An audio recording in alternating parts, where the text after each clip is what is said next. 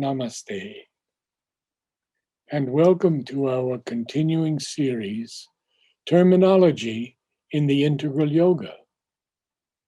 Today, Birth, Part 1, from the Mother. Now, the question about the phrase I used with regard to the birth of Sri Aurobindo. It was on the eve of his birthday. I said, an eternal birth.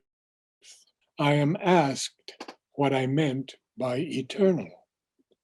Naturally, if you take the words literally, an eternal birth has not much meaning. But I am going to tell you presently how there can, and in fact there is, a physical explanation or understanding, a mental understanding, a psychic understanding, and a spiritual understanding. Physically, it means that the consequences of this birth will last as long as the earth lasts.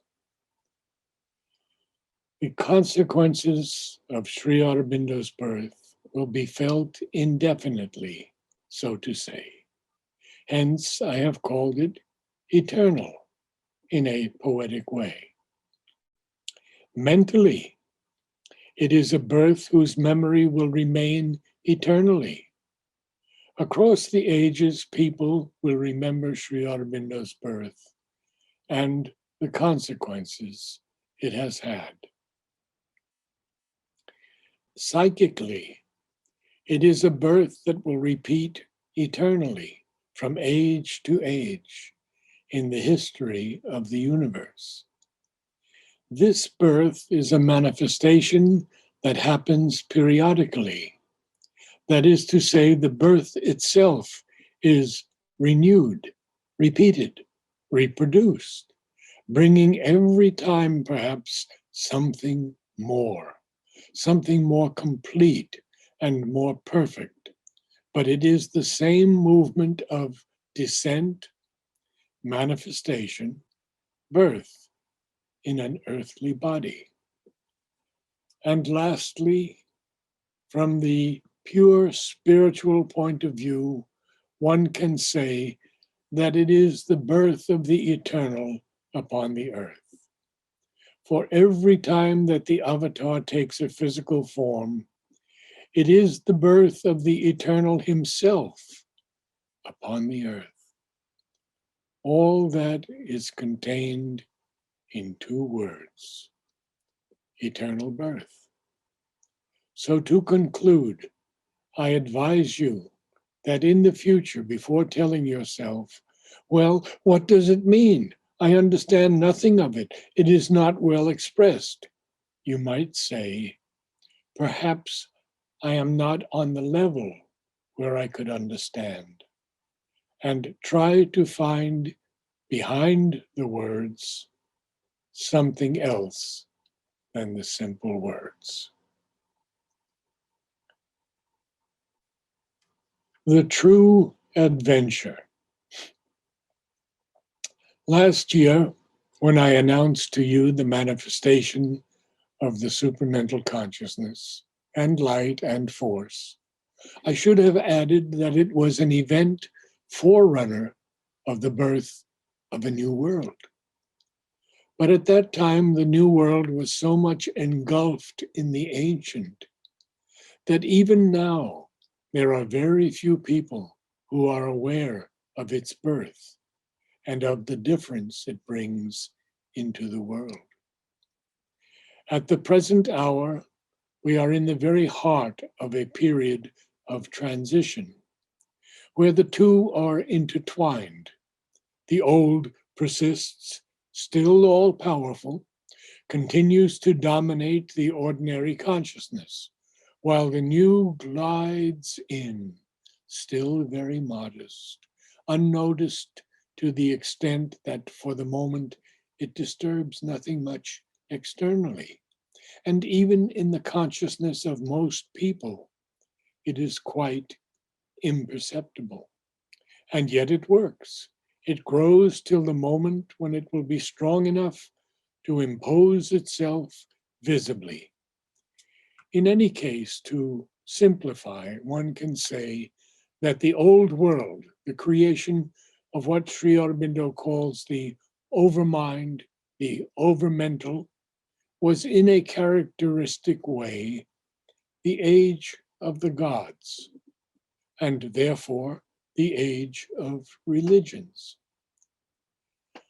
The flower of man's effort towards that which was higher than him gave birth to numerous religions, to a religious relation between the souls of the select few and the invisible world.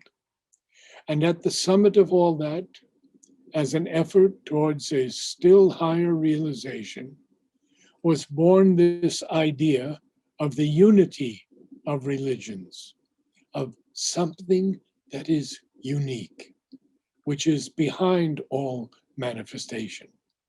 And this idea was really the ceiling of human aspiration. This conception is on the borderland. It is something which still belongs wholly to the overmental world, to the overmental creation.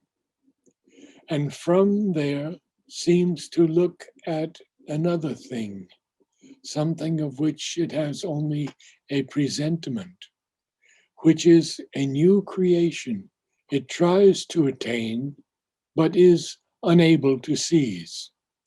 To seize it, what is needed is a reversal.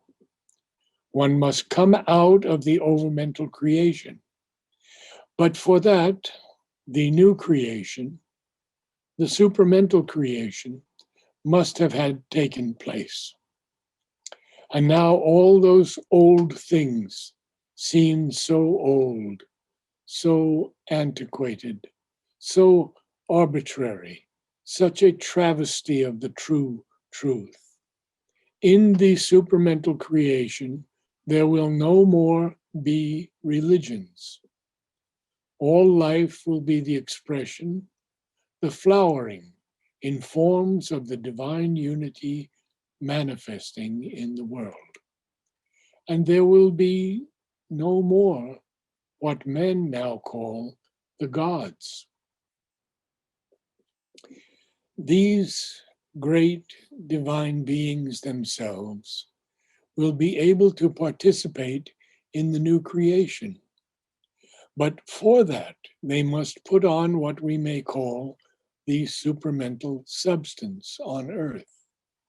And if there are some who choose to remain in their world as they are, if they decide not to manifest themselves physically, their relation with the other beings of the supramental world on earth will be a relation of friends, of collaborators, of equal to equal, because the highest divine essence will have manifested in the beings of the new supramental world on earth.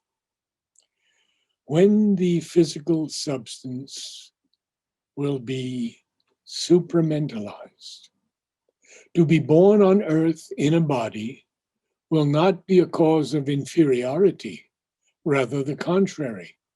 There will be gained a plenitude which could not be obtained otherwise. But all that is of the future, a future that has begun, but will take some time before realizing itself integrally.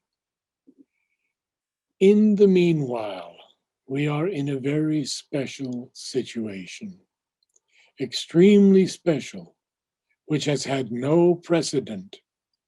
We are attending on the birth of a new world, altogether young, altogether weak, weak not in its essence, but in its external manifestation, not yet recognized, not yet felt, denied by most, but it is there.